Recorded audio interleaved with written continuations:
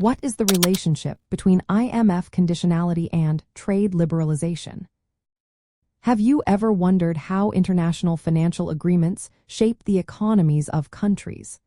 Let's take a closer look at the relationship between International Monetary Fund conditionality and trade liberalization, especially in Latin America.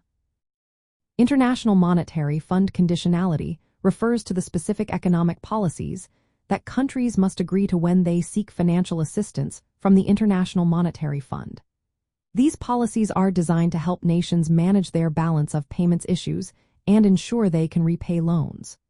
Trade liberalization, on the other hand, involves reducing barriers to international trade, such as tariffs and quotas, to create more open markets.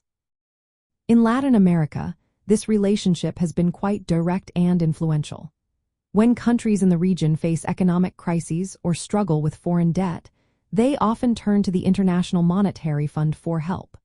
In return for financial support, the International Monetary Fund typically requires these countries to implement certain policy changes. One of the most common requirements is trade liberalization.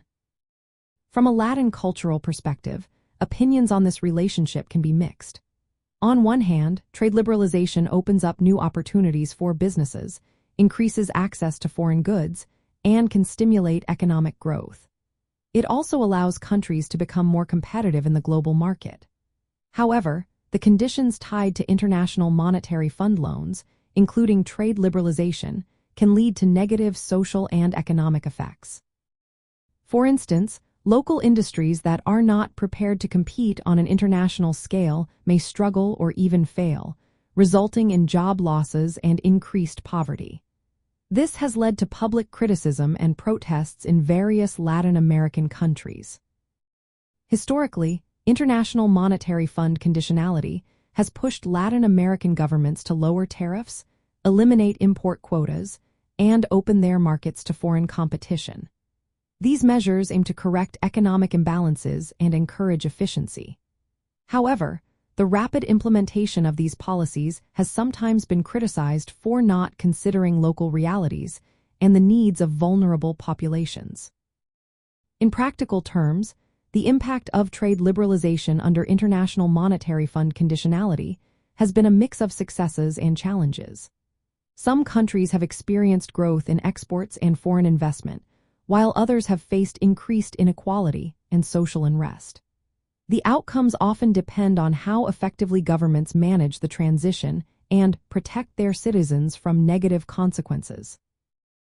Overall, the relationship between International Monetary Fund conditionality and trade liberalization in Latin America is shaped by the need for economic stability and the pressures of global integration. While these policies can bring benefits, they also raise concerns about fairness and the ability of local economies to adapt. The Latin cultural perspective often highlights the importance of supporting local industries and communities, even as nations strive to modernize and grow their economies.